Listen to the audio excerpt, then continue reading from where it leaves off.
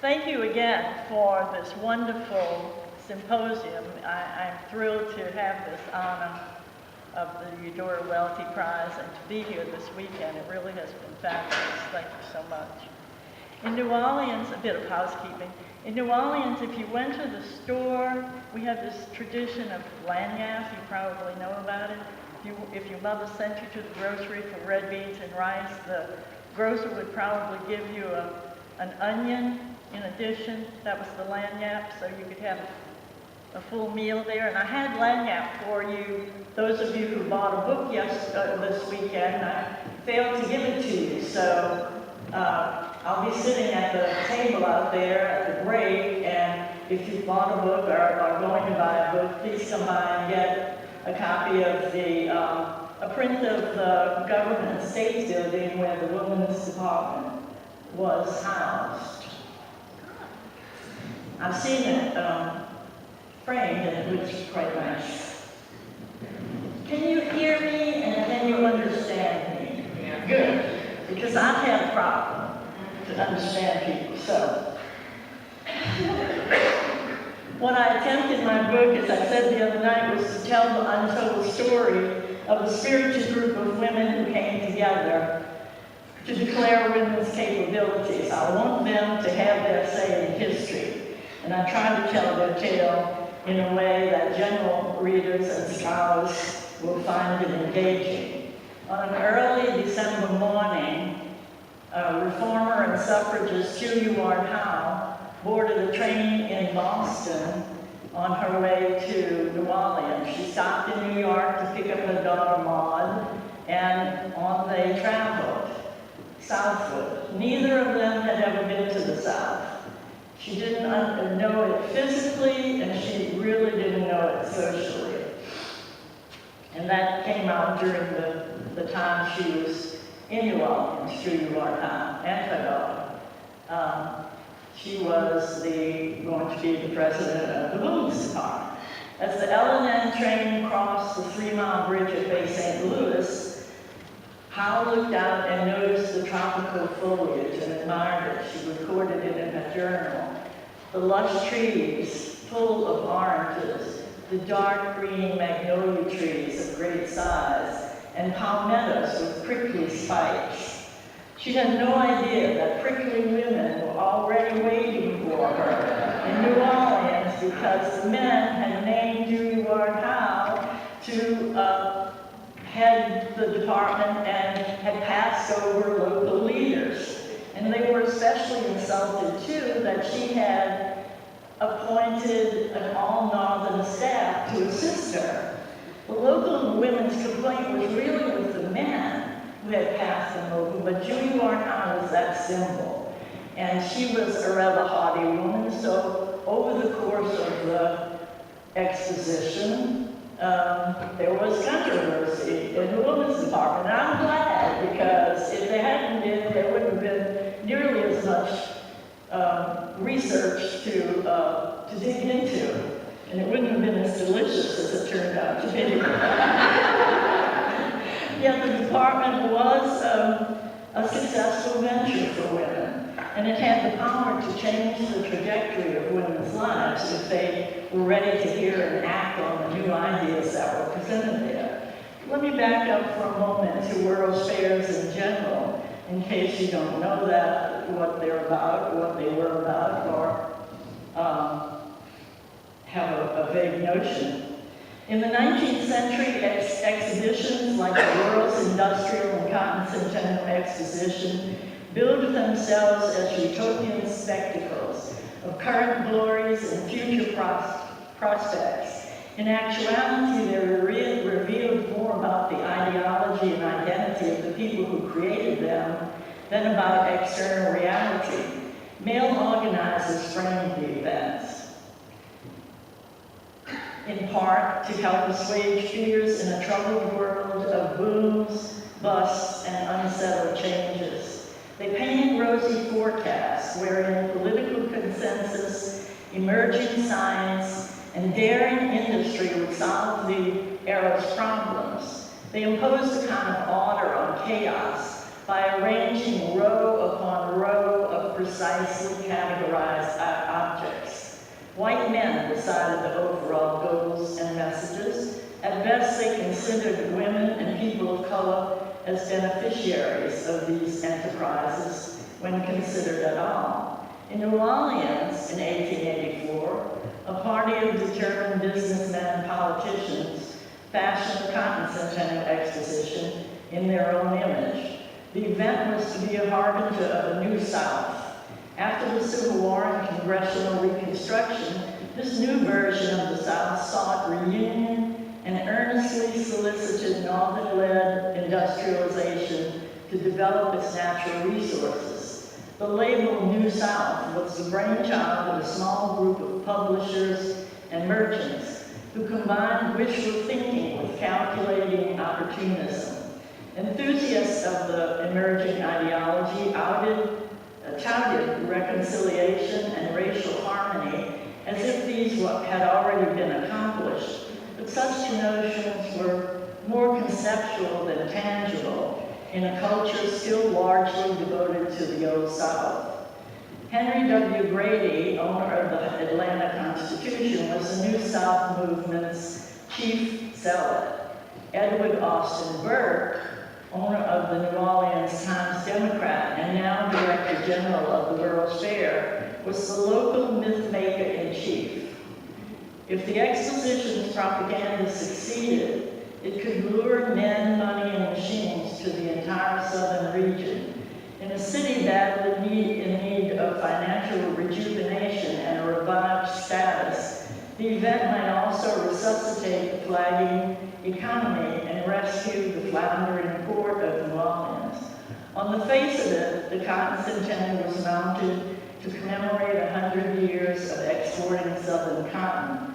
But one of its major missions was to soothe the calms of Northern businessmen who might otherwise be skittish about investing in a problematic South. Thus, it marketed sectional goodwill and tranquil race relations.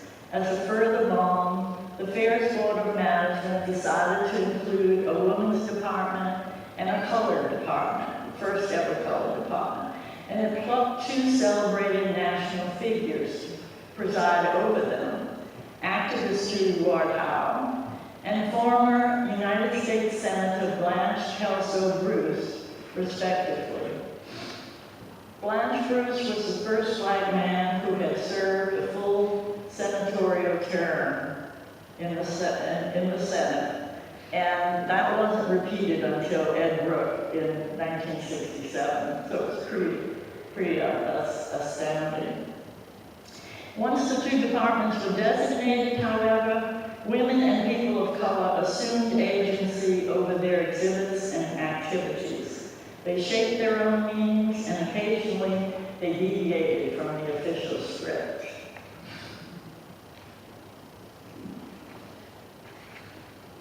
The major buildings, incidentally, the fair was the brainchild of Colonel Franklin C. Moorhead, who was head of the National Planners Association, not National Cotton Planners Association, headquartered in Vicksburg, but New Orleans got the location by promising to raise $500,000 to match the congressional appropriation of $1 million to mount the event. Colonel Moorhead also told the audience on Mississippi Day, March 17, 1885, that every stick of timber had come from one Mississippi firm.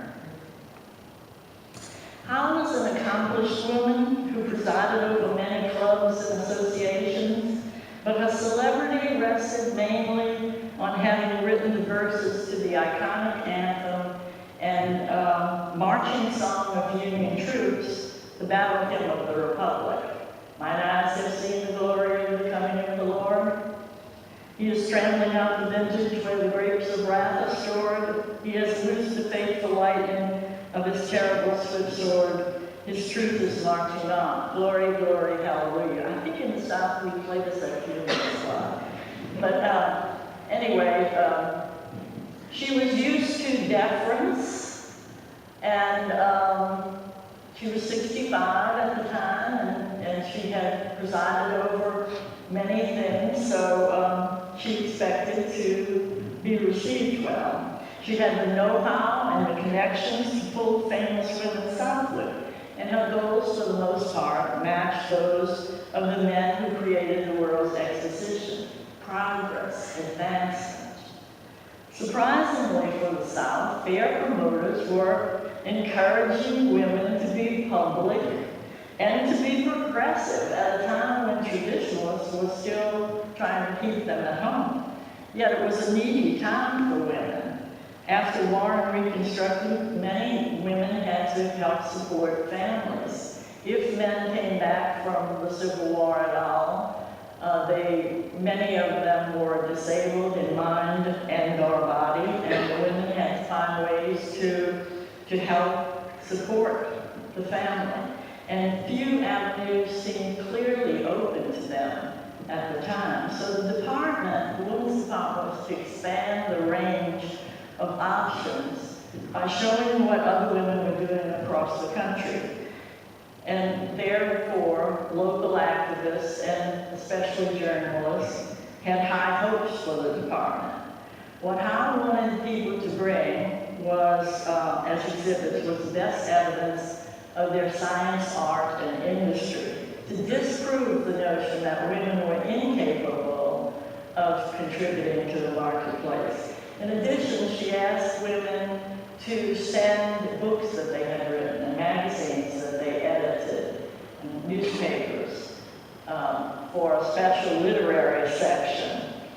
And so visitors would be impressed with women's literary skills, and she wanted newspaper women from across the country to come and cover the department. Locally, it was covered from stem to stern by both major newspapers and other minor ones. Eliza Nicholson, as you heard in the introduction, was the owner and publisher of the Daily Picayune, now the Times-Picayune, as far as it goes. And that was very unusual for the time. A woman owning a major newspaper was outstanding. She owned it from 1876 to 1896 when she died. And at the time of the fair, she gave her star reporter, Catherine Cole, full rein to criticize and examine the women's department in any way she wished. And Catherine Cole did exactly that. And she had a lot to criticize. She was the advocate of working women at the time, and for the most part, the department leaned towards leisured women, middle class and elite women, because they had the time to do the items that were brought on as display, and the time to come and stay where working women were working, as Catherine Cole was. She was a wage-earning woman working for the Daily Picayune. In truth, there were many challenges along the way in addition to Julia Ward Howe. When the women began to arrive with their exhibits, the department was incomplete. The roof was leaking, the floor wasn't laid, there were no offices for the Julia Ward Howe and the people who would assist her. There were no lines on the floor where women would know, well, this is Louisiana and this is Mississippi. And there was no money. The men of management had promised the women $50,000 for travel and expenses, and oops, the money had been spent on buildings and grounds and who knows what all. So the women were left, they had to rely on the kindness of strangers and the monies that they could raise by doing 3 small entertainments. They raised about $3,000, which was just barely enough to get by. Lady commissioners, who were the women or representatives from their states, they arrived with what they could gather on short notice, because many of them had not been appointed, before 2 or 3 weeks before that, or a few months at best. And many complained that they had little time to bring their best work, their state's best work. Although exhibits were called amateurish by some journalists, I say they showed what women's work was actually at the time. Exhibits were impressive but uneven in skill and accomplishment. There was much needlework. Little dainty caps and booties and all kinds of things. Many paintings, wax flowers, and other trifles, personal treasures, but also real evidence of advances women were making. Northeastern women especially showed their educational and benevolent institutions and professions and their talents from design schools and factories where they were designing tiles, for example, and other items. Western women brought evidence of their pioneer lives, minerals, furs, taxidermy, and grasses and grains from their farms. Many lady commissions brought Indian work. Many brought silk culture. That was a big thing at the time. From the worms to the woven silk. Lots of worms in a woman's economy. If you were Swedish, you might have to wait. I looked especially for exhibits from the Industrial Institute and College for White Women of Mississippi, W's former, because Randall told me that it was founded in 1884, so I looked to see if they were there, but they weren't. Bridget told me that the bill was passed in 1884, but the institute wasn't established until 1885. And calling it an institute made sense because what women really needed was training. In addition to college work, they needed training for the jobs that were becoming available, typewriting and stenography and other kinds of work that they were unprepared for. But I discovered that Mississippi's offerings were more typical, without generalizing too much, of Southern exhibits. This is not in the book, I did this especially for you. Lady Commissioner Mrs. Margaret D. Leonard of Port Gibson and her assistant, Miss Maggie Kidd of Aberdeen, for example, brought what the Picayune reported as an infinite variety, from a dainty knitted baby cap to beautiful carvings and statuary. There were moss pictures and hair pictures, a wreath of flowers of seeds and grains, a 3-foot-high white cross made of oxhorn shavings, whatever that is, goose down fur wraps, a crocheted quilt, hand-painted china, a set of bureau mats from an old colored lady from up in Aberdeen.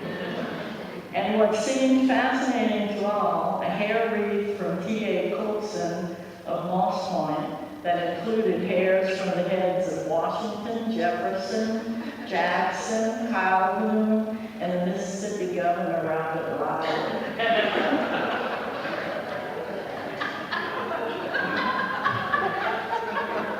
I've seen some of those hair wreaths. Have you seen them? Woven into little flowers. In a specified area of the women's department was a scientific section that showed various specimens and results of a kind of early consumers bureau. Another area boasted patented inventions. That was a really popular thing, and that was exciting for women to have patented inventions.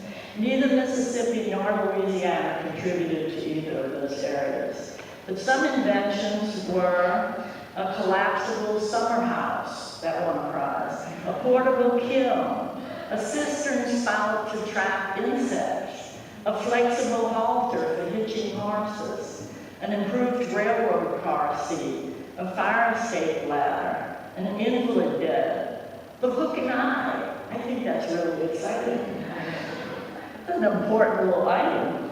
Many inventions were clearly attempts to lighten the drudgery of housework. A washing machine, which also won a prize, not the kind that you would recognize, but a kind of a machine that washed. Ironing tables, a flat iron with adjustable handle,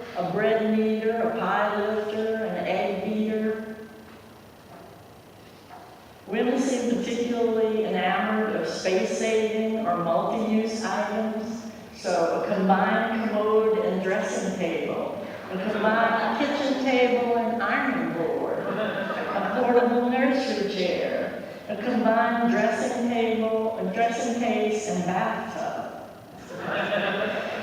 A third popular area was the literary section, where about 1,400 books were collected and shelved by states. And at Newcomb, I'm helping to recreate the beautiful sisterhood of books that was on the shelves. So we hope to have that interactive site up in the next year so that you can go touch up the spine and see a cover of a book that was on the shelf in 1884-85. And then there were magazines and newspapers spread out on the table for reading and hopefully for radicalizing for some people. 800 of those books were donated to the Southern Art Union at the end of the festival, which left behind books that women might also be radicalized by, although all of the books were not such. Louisiana Alcott's books were there, Uncle Tom's Cabin was there, the first 2 volumes of the history of suffrage were there, and a whole host of other types of books. Louisiana women contributed 32 books.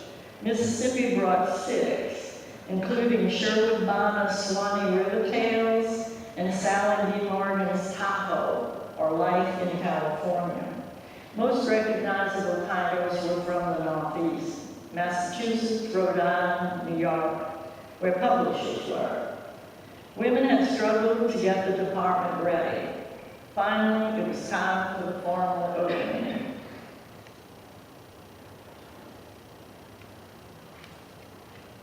March 3rd, 1885.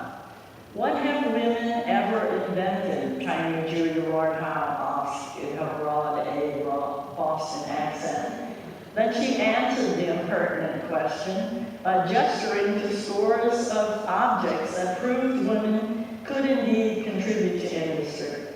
Howe also pointed to scientific specimens, silk culture processes, published works, and other evidence. Truth be told, these exalted examples of women's productivity had to vie for attention with rather amateurish needlework and curiosities. Surrounding the gathered audience were display cases and boudoir curtained booths that fairly teemed with incompatible items. A dainty pincushion set next to a sturdy iron chain from a female blacksmith. A glut of crazy quilts hung near a collapsible summer house from a Chicago woman's design. Despite the incongruous niche, these were the best examples of women's work that representatives from all participating states could collect on short notice. At 3 o'clock that Tuesday afternoon in New Orleans, Julia Ward Howe was formally opening the Women's Department at the World's Industrial and Cotton Centennial Exposition. As the department's president, Howe stood behind a flower-bedecked podium on a small platform, her manner dignified and full of grit. The sparkling eyes, a strong but rather florid face, and a lace cap perched on her silken white hair, she was very like old Queen Victoria. In fact, she was an age that one feared when saying au revoir to her, it might be adieu. Or so a local journalist had written. For now, however, in a voice small but sweet, Howe pronounced, the world remains very imperfectly educated concerning its women. Although women's hand and brain was everywhere in the great industrial exhibits at this World's Fair, those efforts were lost when incorporated with the work of men. This separate department, if it achieved its aims, might correct misconceptions about women's role in the marketplace. So Julia Ward Howe, the little lady from the North, ignored women's recent nattering and optimistically named that March day a smile in the crown of many weeks of harmonious labor. It was true that harmony had been elusive, but at least the opening of the women's department commenced with the glow of a society fair. The national media coverage of the women's department and the fair drew famous women like a magnet. Most of their names are lost to us now, but they were educators and professionals and women who led movements that had not had yet a good hearing in the South, especially women's suffrage. Susan B. Anthony, its most radical proponent, making her first foray into the Gulf stage, gained a platform for converts. Her 2 weeks at the Cotton Centennial were a triumph. Her appearance was non-threatening, her style was gentle, and her messages were on target. But she only stayed 2 weeks, and Judy Ward Howe stayed the whole 6 months. And you know, personalities have a tendency to grade over time. So she had the best. She came in, she did her thing, she went out in a blaze of glory. And Catherine Cole gave her very good press when she would compare Anthony to Howe. She was on Anthony's side all the time. And they were both suffragists, but they were from different wings of the suffragist movement, which later joined together. Anthony reminded the press how important they were, and right on the spot, she had them sign a suffrage petition. She told the Women's Club of her 35 years of dedication for working for the vote. She preached the doctrine of equal rights and no taxation without representation.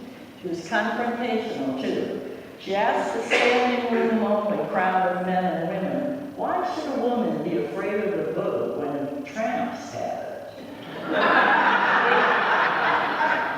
Good question. She told high school girls not to wait for some man to support them, but to prepare for their own career. And she told them about colleges that were opening up to women at the time that hadn't previously been available. That was a pretty radical thing to tell young girls. Their mothers might have thought that, but I'm not sure they told them. She told the doubting reporter that every woman she met at the fair and in the city had expressed the need for the ballot. So more important than exhibits in the women's department was debate on the issues of the day: suffrage, higher education, jobs, equal pay for equal work. Does that sound familiar? That's a phrase that was being used. They were going for it. And on sharing ideas, dreams, and successes. As writer Grace King wrote, it was the people who came, not the items that were shown. Despite controversy, women created opportunity in the women's department. For the first extended time in the Deep South, during the 6-month run of the fair, progressive views were expressed openly, in public, and before mixed audiences of men and women. Southern women especially, who were ready to act, discovered avenues to futures they had previously not imagined. Although a single line can hardly be drawn from an event to outcomes, I think it's no accident that the next year, H. Sophie Newcomb College in New Orleans was founded, that the club movement expanded in the region, including the first suffrage club in Louisiana in 1892, that a National Women's Press Association formed during the fair, and that women's groups learned to strategize with other groups to correct the ills of their communities. Although the Cotton Centennial and its women's department was later overshadowed by the Columbian Exposition in 1893 in Chicago, I claim these women laid the groundwork. My hope is that history can no longer ignore the women who gathered in New Orleans in 1884 and 85, and I thank you for thinking that this story was a worthy effort to tell. Now your questions.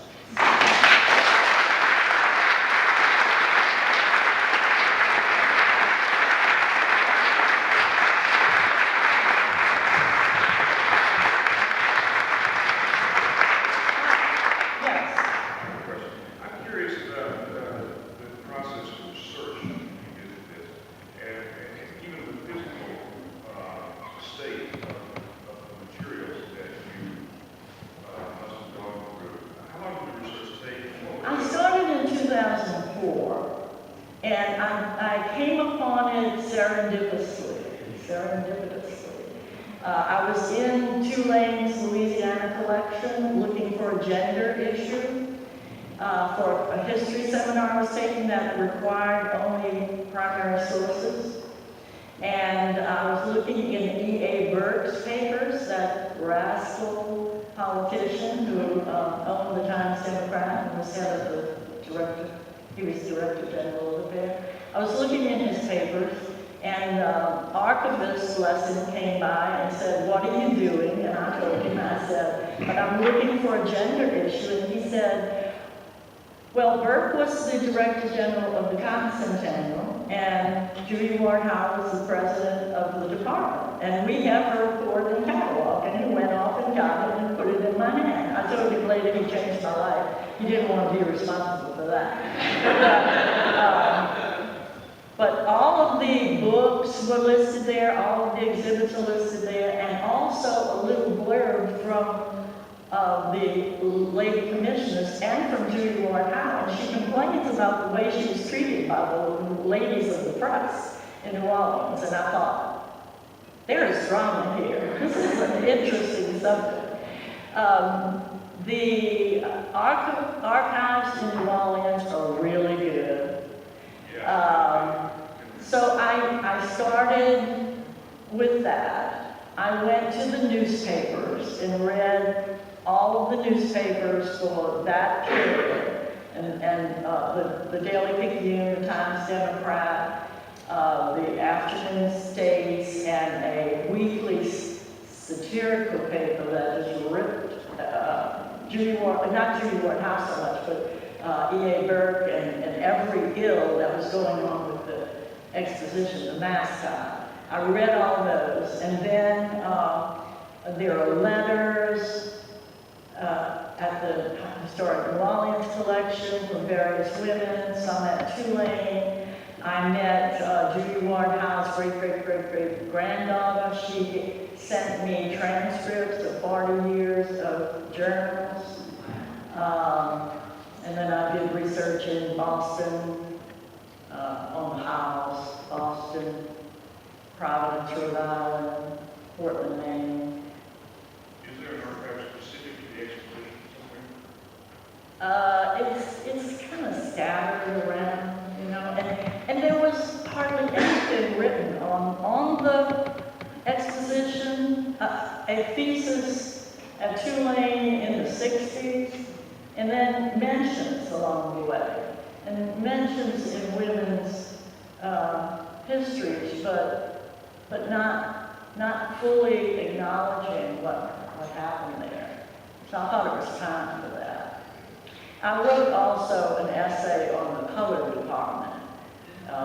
That's how UPM found me, really, through that essay in the Louisiana Historical Journal, fall of 2010. There was another man with a hand, and I love this. Every time I have spoken, it's the men who have questions first.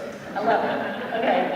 All right. I was wondering if you could almost say that the women's department was almost supposed to be by these big magnates. It was almost supposed to be like a token gesture of inclusion, and it ended up being some sort of catalyst for suffrage and such in the South.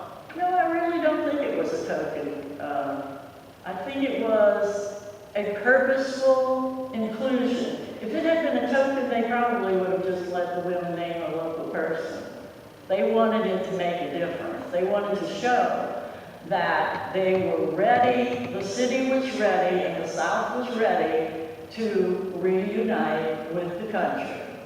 Their purpose was to have investment come in and to bring the machines to the cotton instead of sending the cotton off to the machines.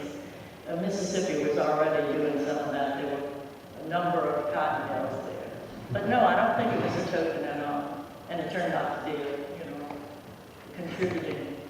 Yes? Did you see much interaction between Howe and Blanche Bruce, or any interaction? No, because Blanche Bruce actually was more a figurehead, as some people might have thought that Judy Ward Howe was going to be. He came in occasionally.